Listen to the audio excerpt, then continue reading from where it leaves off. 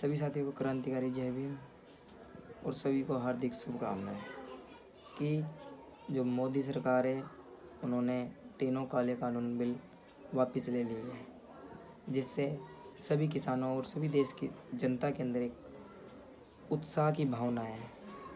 लेकिन हमें यह समझना चाहिए कि ये जो बिल लिए गए हैं ये यूपी चुनाव से जस्ट पहले लिए गए हैं, क्योंकि मोदी सरकार को ये पता है कि जो 2023 में होने वाले यूपी चुनाव हैं उनके अंदर इनकी बुरी तरह हार होने वाली है। ये आप लिख के ले लो। इस चीज़ के लिए इन्होंने जो ये तीनों बिल थे इनको वापस ले लिया गया है। ये सोच रहे हैं कि तीनों बिल लेने से इनकी सरकार वापस आ जाएगी, पर देश की जनता पागल नहीं है। इन्होंने जो 600-700 किसानों की जो मौत हुई है, वहाँ पे शहादत दी है बॉर्डरों के ऊपर, उनका जो दुख है वह ये कभी नहीं समझ सकते। और राकेश टिकैत जी ने अभी तक ये कहा है कि बिल तो वापसी ले लिया आपने, पर अभी आपने एमएसपी की गारंटी नहीं दी है। जब तक आप हमें एमएसपी की गारंटी नहीं दोगे, हमारा तो सबसे बड़ा मुद्दा ही एमएसपी की गारंटी है। किसान को एमएसपी की गारंटी मिलनी चाहिए, स्वामीनाथन रिपोर्ट लागू होनी चाहिए, C2+ वैल्यू उनको मिलनी चाहिए। जब तक किसानों को C2+ वैल्यू नहीं मिलेगी, भला नहीं हो सकता। वो जिस कंडीशन में जीते आए हैं उसी कंडीशन में जीते रहेंगे। आज आपको भी पता है कि कितने किसान आत्महत्याएं करते हैं।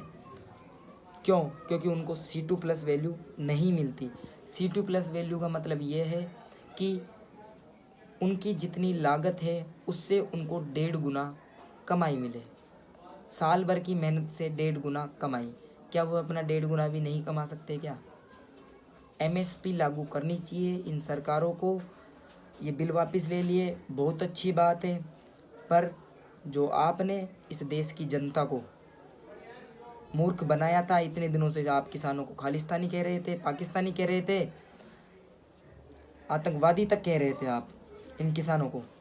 इतने किसानों को मारा गया, पर फिर भी आपने इन बिलों को वापस लिया। क्यों लिया? क्योंकि सबको पता है ये बिल गलत थे, गलत हैं और गलत रहेंगे। इन बिलों के द्वारा ये सरकार एक कॉरपोरेशन को वापस भारत के अंदर लाना चाहती थी। जिस प्रकार ईस्ट इंडिया कंपनी भारत में आई वो और उसने राज किया, उसी प्रकार भारत के अंदर ये भूमि को भी कॉन्ट्रैक्ट पे दे देना चाहते थे और देश की जनता को मूर्ख बनाना चाहते थे। पर किसानों के संघर्ष और सभी के संघर्ष ने इनको ऐसा नहीं करने दिया। किसानों को बिल वापस हुए और देश की जनता की जीत हुई। एक समय था जब हमारे देश में लाल बहादुर शास्त्री जैसे प्रधानमंत्री थे। उन्हें जय जवान और जय किसान का नारा दिया और हरित क्रांति लाके अमेरिका जैसे देश को भी झुका दिया था। पर आज ऐसे नेता शासक वर्ग पे बैठे हैं जो इस देश को पागल बना रहे हैं, देश की जमीन को दूसरों के अधीन दे देना चाह रहे हैं। पर देश की जनता पागल नहीं है, ध्यान दो। देश की जनता अब पागल नहीं है। देश की जनता अब तुम्हारी नहीं सहेगी। देश की जनता को पता चल गया है कि कौन सही है और कौन गलत है। देश की जनता सब पहचानना चाहती है। यूपी चुनाव में आपको पता चल जाएगा। और मैं सभी देशवासियों को एक बार वापस बधाई देना चाहता हूँ कि जो ये तीनों काले कानून हैं इन्हें वापस ले लिया गया है। सभी को हार्दिक बधाई। और मैं उन किसानों को नमन करता हूँ जिन्होंने इस आंदोलन में अपनी शहादत दी है, और उन परिवारों के साथ अपना दुख व्यतीत करना चाहता हूँ जिनके घर में से कोई किसान, कोई नौजवान अब इस दुनिया में नहीं रहा। उनकी शहादत व्यर्थ नहीं गई है। आप ये समझो, उनकी शहादतों की वजह से ही आज ये बिल वापस हुए हैं और लोगों की कड़ी मेहनत से ही आज ये बिल वापस हुए हैं। आप इस चीज़ को समझिए कि जब 2019 में चुनाव थे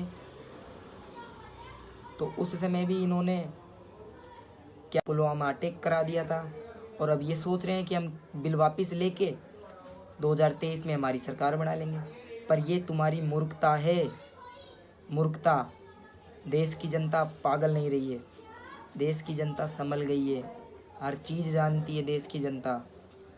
जब लाखों की संख्या में 26 जनवरी को दिल्ली पहुंच सकते हैं तो तुम्हें इस देश से बाहर भी कर सकते हैं।